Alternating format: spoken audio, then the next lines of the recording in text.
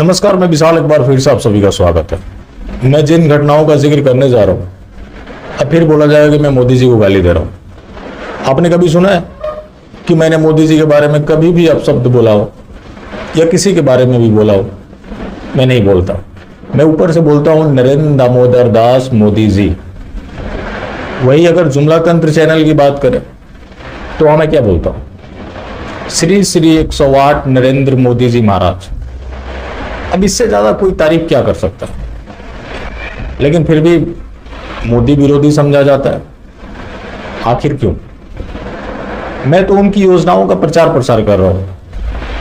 अब जो हिंदू है उसके पास विकल्प नहीं है, और उनकी योजनाओं को जानकर जो इनफैक्ट कई सारे ऐसे कमेंट आते हैं कि मैं तो बेवजह मोदी से नफरत करता था, बीजेपी और मोदी जी आज हमारे लिए इतना काम कर रहे हैं।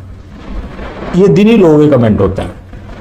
तो उससे मोदी जी कहीं कुछ फायदा हो जाएगा? हिंदू कहीं जाएगा नहीं। तो फिर मोदी जी का तो मैं प्रचारक हुआ, लेकिन फिर भी विरोधी बता दें। चलिए, अब जिसकी जो मर्जी, लेकिन सच्चाई तो बताना ही पड़ेगा। तो मामला है झुंझुनू जिले का। केंद्रीय जल शक्ति मंत्री गजेंद्र सिंह शेखावत, उन्होंने मोदी जी के ऊपर book Modi @20 dreams meet delivery के ऊपर बात करते हुए कहा कि मोदी जी जो आज सोचते हैं वो भविष्य में होता है। तो हम महामानव भी तो बोलते ही हैं। इसके साथ ही उन्होंने कहा कि मोदी जी की जो योजनाएं हैं वो भविष्य के लिए होती हैं। जो योजनाएं आज क्रांति ला रही है, पहले सिर्फ गुजरात के लोग जानते थे, आज पूरे देश नहीं दुनिया के लोग जान रहे हैं। दुनिया हैरान है। आने वाले समय में ये किताब श्रीमद् भागवत गीता के समतुल्य होगा। अब हिंदू धर्म का कौन अपमान कर रहा है? एक हमारा धार्मिक किताब जिसे पूरा विश्व फॉलो करता है, जो अलग अलग मजहब की किताबें भी हैं, उससे कॉपी की गई है। एक किताब की उससे तुलना करना, उसके बावजूद भी ये लोग बड़े वाले हिंदूवादी। आप सवाल उठा देंगे तो आप बड़े वाले हिंदुद्रोही। अब हिंदू धर्म का और हिंदुओं का इससे ज्यादा अपमान क्या हो सकता है? और कौन कर रहा है? अब आपने अपना नाम ज्ञानचंद रख लिया, काम कर रहे मूर्खों वाले, तो फिर भी आपको ज्ञानचंद बोला जाए क्योंकि आपने प्रोपेगेंडा के तहत अपना नामकरण ज्ञानचंद करा रखा है, इसलिए हम आपको ज्ञानचंद्र बोलते रहे। लेकिन आप अपमान करेंगे, इससे ज्यादा अपमान क्या होगा? श्रीमद् भागवत गीता से तुलना करना। इसके अलावा इनके प्रदेश अध्यक्ष हैं सतीश पूनिया, इसके अलावा इनके राजस्थान प्रदेश अध्यक्ष हैं सतीश पूनिया।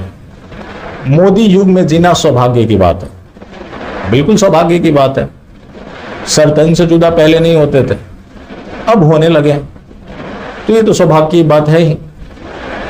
अब रही बात दूसरे मामले की, जो कि जेएनयू से जुड़ा हुआ है।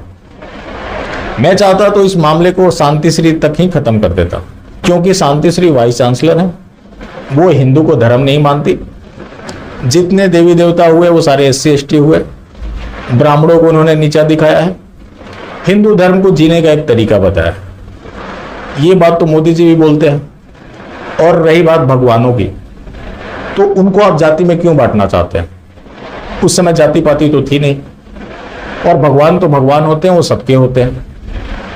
अब मुद्दा है इनकी नियुक्ति से जुड़ा हुआ। इस सरकार में इनकी नियुक्ति हुई, HRD मिनिस्ट्री ने किया होगा। HRD मिनिस्टर है धर्मेंद्र प्रधान।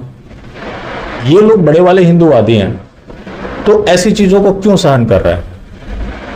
किसी अन्य मजहब की बात आए तो वहां तुरंत अपने लोगों पर ही कार्रवाई कर देते हैं। चाहते तो एक नोटिस भी जारी कर सकते थे, उन्हें टर्मिनेट भी कर सकते थे, उन्हें सस्पेंड भी कर सकते थे, क्योंकि वो सारा कुछ HRD मिनिस्ट्री के अंतर्गत आता है। उसके बाद भी ये लोग कुछ नहीं करते। अब सवाल होगा हिंदुओं से कि हिंदू क्या करे? हिंदू ज्यादा करेगा तो प्रदर्शन कर लेगा, वहां लाठीचार्ज यही राष्ट्रवादी सरकार कराएगी।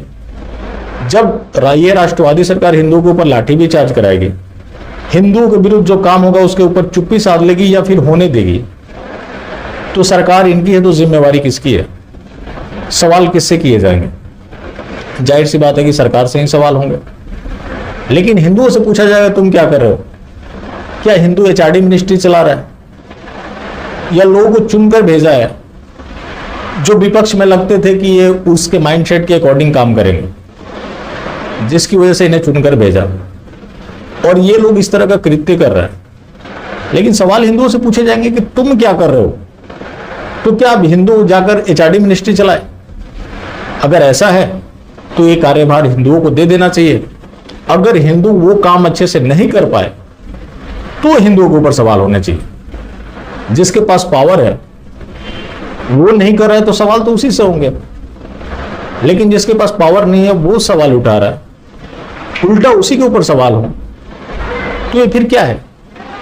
यही है मानसिक दिवालियापन, जो खुलेआम हिंदू देवी देवताओं के अपमान पर, यहां तक कि हिंदू धर्म के अपमान पर आप चुप्पी साध लेते हैं, खुद को बहुत बड़ा सनातनी बताते हैं। जो ये काम कर रहा है या करवा रहा है या फिर चुप है, उसको आप बहुत बड़े हिंदुत्व का रक्षक बता रहे हैं। तो जब सब कुछ ऐसा है तो ये सारे काम हिंदू के विरुद्ध क्यों हो रहे हैं? और इसके ऊपर सवाल खड़े कर देना मतलब आप मोदी विरोधी हो जाते हैं, मोदी के खिलाफ गाली देते हैं, मोदी को आप गाली देते हैं। अब ये इतनी चर्चा के दौरान मैंने कब मोदी जी को गाली दी या पहले कब दिया? लेकिन जिसकी जो जिम्मेवारी है वो अपनी जिम्मेवारी का निर्वहन नहीं कर रहा। अब जैसे आप ट्रेन में जा रहे हैं, लोग विदाउट टिकट चल रहे हैं, किसी ने सवाल खड़े कर दिया, तो सवाल टीटी से होंगे ना या लोगों से होंगे? वो काम टीटी का था कि लोगों का टिकट चेक करता। टीटी अगर टिकट चेक नहीं कर रहा तो क्या वो जिम्मेवारी लोगों की है?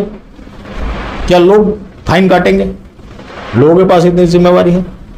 ये एक छोटी सी बात है।